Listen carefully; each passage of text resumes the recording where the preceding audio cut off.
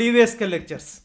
So IIT, NIT, triple IT, జిఎఫ్టిఎల్లో చేరే వారికి కంప్లీట్ ప్రొసీజర్ ఏంటి అనేది ఈ వీడియోలో అయితే మనం డిస్కస్ చేద్దామండి. సో ఎవరికైనా కానీ కౌన్సిలింగ్ గైడెన్స్ మెంబర్షిప్ కానీ కావాలనుకుంటే డివిఎస్కే లెక్చర్స్ అనే ఆండ్రాయిడ్ యాప్ ఉంటుంది, అది డౌన్లోడ్ చేసుకోండి. సో దాంట్లో డిఫరెంట్ కోర్సెస్ ఉంటాయి. వన్ ఆఫ్ ద కోర్సెస్లో కానీ రిజిస్టర్ అయితే ఫోన్ కాల్స్ ద్వారా, వాట్సాప్ ద్వారా, లైవ్ సెషన్స్ ద్వారా మీకు కాలేజ్ బ్రాంచ్ ఆప్టిమైజేషన్ కోసము కౌన్సిలింగ్ గైడెన్స్ అయితే ఇవ్వడం జరుగుతుందండి. సో డిఫరెంట్ ఎగ్జామ్స్లో మంచి ర్యాంక్స్ రావడం ఒక ఎత్తు అయితే, ఆ ర్యాంక్ని ప్రాపర్గా యూటిలైజ్ చేసుకొని ఆప్టిమైజ్ చేసి బెస్ట్ బ్రాంచ్ అండ్ కాలేజీని ఎన్నుకోవడం ఇంకొక ఎత్తు అండి. సో దానికోసము మీకు కౌన్సిలింగ్ గైడెన్స్ మెంబర్షిప్ అయితే ఇవ్వడం జరుగుతుందండి. ఎవరికైనా కానీ ఇంట్రెస్ట్ ఉంటే you can make use of it. అదేవిధంగా ఎవరైనా ఐఫోన్ కానీ వాడుతుంటే మై ఇన్స్టిట్యూట్ యాప్ అని ఉంటుంది. సో దాంట్లో మన ఆర్గనైజేషన్ కోడ్ కానీ ఎంటర్ చేశారంటే ఈ డివిఎస్కే లెక్చర్స్ యాప్ మీరు పొందొచ్చండి. సో దాదాపు ప్రతి టాప్ ఇన్స్టిట్యూషన్స్లో కూడా మన ప్రీవియస్ కౌన్సిలింగ్ గైడెన్స్ మెంబర్స్ అయితే ఉన్నారండి. సో దానివల్ల డెఫినెట్గా మీకు ప్రాపర్ గైడెన్స్ వస్తుంది. సో మీకు మిస్ గైడెన్స్ అయితే జరగదండి, 100% గ్యారెంటీ. ఎందుకంటే కొన్ని దగ్గరలో నేను అబ్జర్వ్ చేస్తున్నాను, సరిగా ఐడియా లేకపోతే ఏదో ఒకటి చెప్తుంటారు, అట్లా చెప్పడం జరగదు. ప్యూర్గా cut off ranks based guidance అయితే ఇవ్వడం జరగదు. ఎవరైనా మన ప్రీవియస్ మెంబర్స్ కానీ మీకు కానీ ఐడియా ఉంటే వాళ్ళతోటి డిస్కస్ చేసి వాళ్ళ యొక్క ఫీడ్బ్యాక్ తీసుకొని you can take counselling guidance membership అండి. సో అడ్మిషన్ ప్రొసీజరు ఐఐటీలో చేరాలన్నా, ఎన్ఐటీలో చేరాలన్నా, లేకపోతే ట్రిపుల్ ఐటీలో చేరాలన్నా, గవర్నమెంట్ ఫండెడ్ టెక్నికల్ ఇన్స్టిట్యూషన్స్ అంటారు, or central funded technical institutions, వీటిలో చేరాలన్నా మీకు కంప్లీట్ ప్రొసీజర్ అయితే ఈ వీడియోలో మనం డిస్కస్ చేస్తున్నామండి. సో బేసిక్గా దీంట్లో 2 సెక్షన్స్ ఉంటాయండి. సో ఫస్ట్ సెక్షన్ వచ్చేళ్ళకి మీకు ఎగ్జామ్స్. సో ముందు ఎగ్జామ్స్ అయితే రాయాలి, అది అందరూ కూడా ఇప్పుడు చేస్తున్నారు. దీని మీద చాలా మందికి ఐడియా ఉంటుంది. ఈవెన్ ఇంటర్మీడియట్ ఫ్యాకల్టీ కూడా దీని గురించి గైడెన్స్ ఇవ్వగలరు. బట్ ఈ కౌన్సిలింగ్ వచ్చేళ్ళకి ఇది మోస్ట్ ఇంపార్టెంట్ పార్ట్ అండి. ఎందుకంటే ఎగ్జామ్స్ రాసిన తర్వాత ప్రాపర్ ప్రిపరేషన్ తోటి మంచి ర్యాంక్స్ తెచ్చుకున్న పిల్లలు కూడా ఈ కౌన్సిలింగ్ అనే దాంట్లో పొరపాట్లు చేసి చేరవలసినటువంటి మంచి ఆప్షన్ అనేది ఎంచుకోక ఒక లోయర్ లెవెల్లోకి అడ్మిషన్ అనేది తీసుకుంటుంటారు.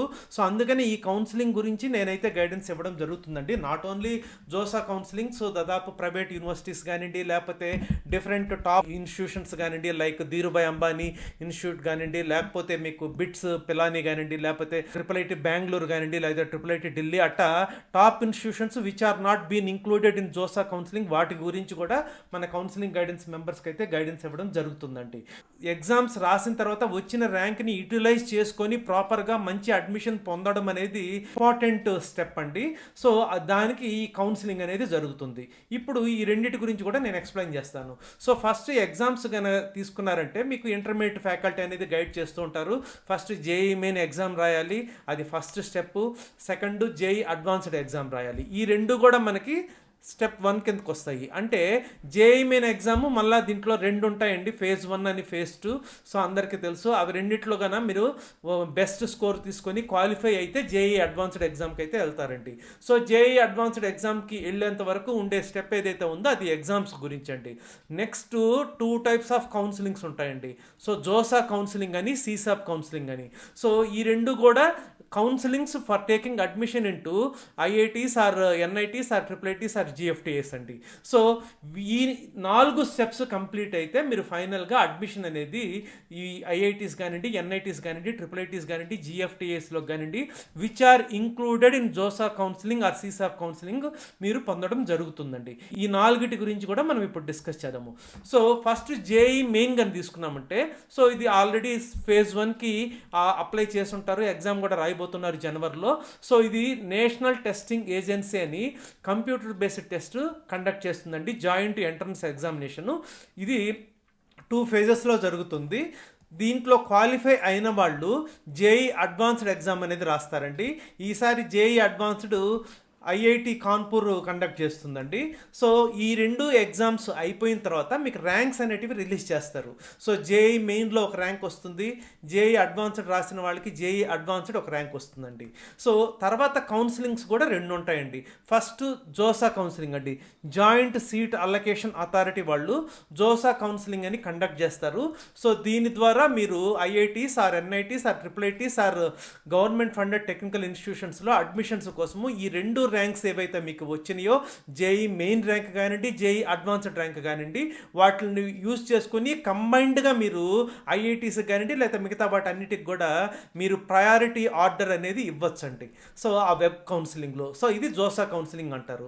సో ఈ జోసా కౌన్సిలింగ్ అయిపోయిన తర్వాత ఐఐటీలో అడ్మిషన్స్ అనేటివి క్లోజ్ అయిపోతుందండి.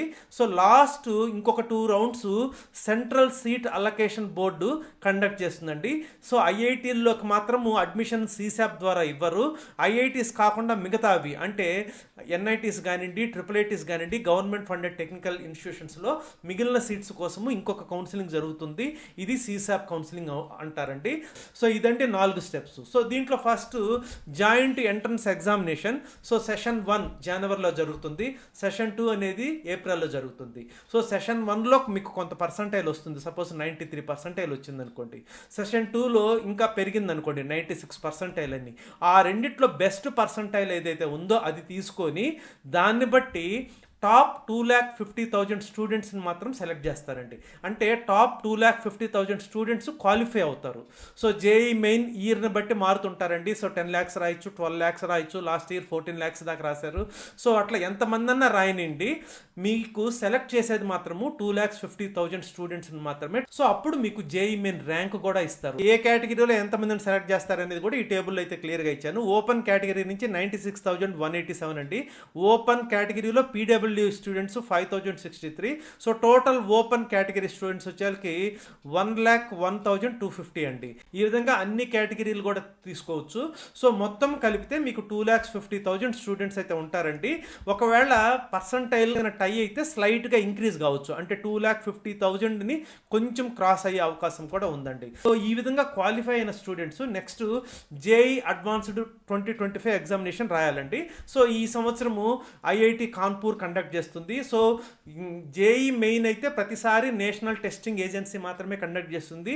బట్ జేఈ అడ్వాన్స్డ్ మాత్రము ఒక్కొక్క సంవత్సరం ఒక్కొక్క ఐఐటి కండక్ట్ చేస్తుందండి. సో 2025 గాను ఐఐటి కాన్పూర్ కండక్ట్ చేయబోతుంది. డేట్ కూడా రిలీజ్ అయింది, May 18th జరుగుతుందండి.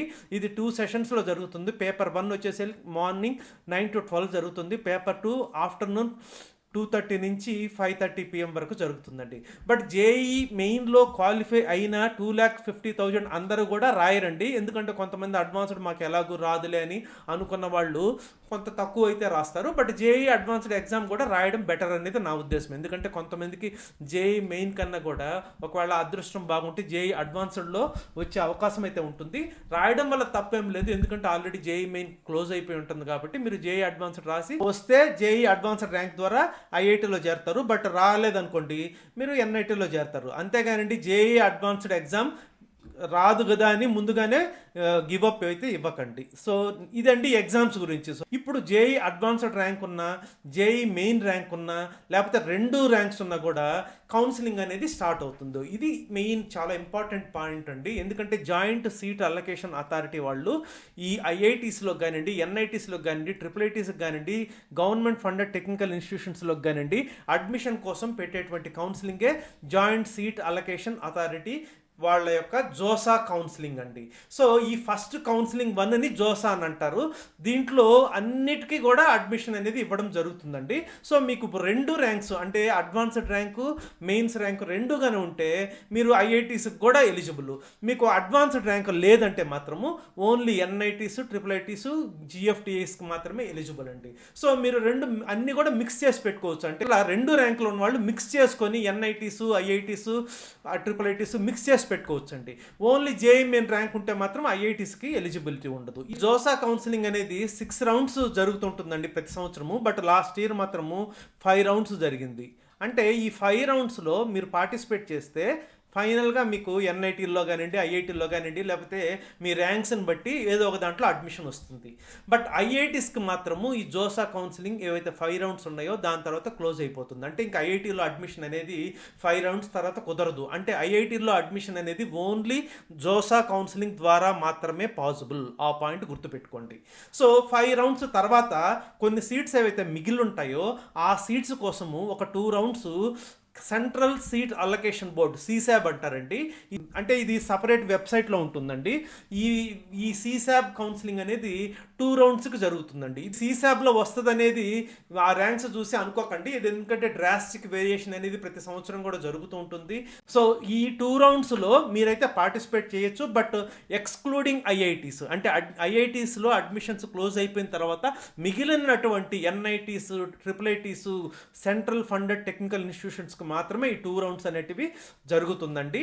ఈ 2 రౌండ్స్ కూడా పార్టిసిపేట్ చేస్తే ఒక్కొక్కసారి లక్ ఉంటే జోసా కౌన్సిలింగ్లో వచ్చిన సీటు కన్నా కూడా బెటర్ సీట్ వచ్చే అవకాశం అయితే ఉందండి. సో నేను జనరల్గా ఏం చెప్తానంటే, ఏ కౌన్సిలింగ్ అయినా మీరు ఆగిపోవద్దు అని చెప్తాను. మీరు ట్రై చేయాలి, అప్లై చేయాలి. ఓన్లీ మీకు అప్లికేషన్ ఫీనే వేస్ట్ అవుతుంది. ఇదనే కాదండి, ఈవెన్ ట్రిపుల్ ఐటీ హైదరాబాద్ కానివ్వండి, లేకపోతే ట్రిపుల్ ఐటీ బెంగళూరు కానివ్వండి, బిట్సాట్ కానివ్వండి, ఏదైనా కానీ ట్రై చేయాలి. 4 ఆప్షన్స్ చేతిలో పెట్టుకోవాలి. తర్వాత బెస్ట్ది ఉంచుకొని మిగతావి వదిలేయాలి. ఆ విధంగా చేస్తూ పోతేనే మీకు ఫైనల్గా ఆప్టిమైజేషన్ బాగా జరిగి ఫ్రూట్ఫుల్ డెసిషన్ అనేది వస్తుందండి. బట్ కొంతమంది ముందే రాదులే అనేసి గివప్ ఇవ్వడము, లేకపోతే ఎవరన్నా ఫ్రెండ్స్ చెప్పిన మాటలు విని మిస్లీడ్ అవ్వడము అట్లా చేస్తుంటారండి. అది కరెక్ట్ కానే కాదు. సో మీరు ఫైనల్గా జోసా కౌన్సిలింగ్ ఇంక్లూడింగ్ ఐఐటీస్ కాక ఎన్ఐటీస్ అట్లాంటి వాటికైతే సీసాబ్ కౌన్సిలింగ్ కూడా పార్టిసిపేట్ చేసి అప్పుడు మీకు ఫైనల్గా బెస్ట్ డెసిషన్ అనేది వచ్చేదైతే జరుగుతుందండి. సో ఇవన్నీ 4 స్టెప్స్ మనకు ఉండేది. సో ఈ విధంగా ఈ 2 కౌన్సిలింగ్స్ మీరు పార్టిసిపేట్ చేస్తే ఈ ఐఐటీస్, ట్రిపుల్ ఐటీస్, ఎన్ఐటీస్ లేకపోతే సెంట్రల్ ఫండెడ్ టెక్నికల్ ఇన్స్టిట్యూషన్స్ యొక్క అడ్మిషన్ అనేది కంప్లీట్ అవుతుందండి. ఇదండి complete procedure to take admission into IITs, NITs, triple ITs or government funded technical institutions అండి. ఈ ప్రొసీజర్ కొంచెము అందరికీ కౌన్సిలింగ్ పార్ట్స్ కొంచెం కన్ఫ్యూజ్ అవుతుంటారు కాబట్టి నేను కౌన్సిలింగ్ గైడెన్స్ మెంబర్షిప్ అనేది ఒక 3 years బ్యాక్ స్టార్ట్ చేశాను. సో ఇప్పుడైతే మీకు 10% డిస్కౌంట్ ఉందండి. ఎవరికైనా ఇంట్రెస్ట్ ఉంటే you can make use of it. I hope you have understood. Thank you.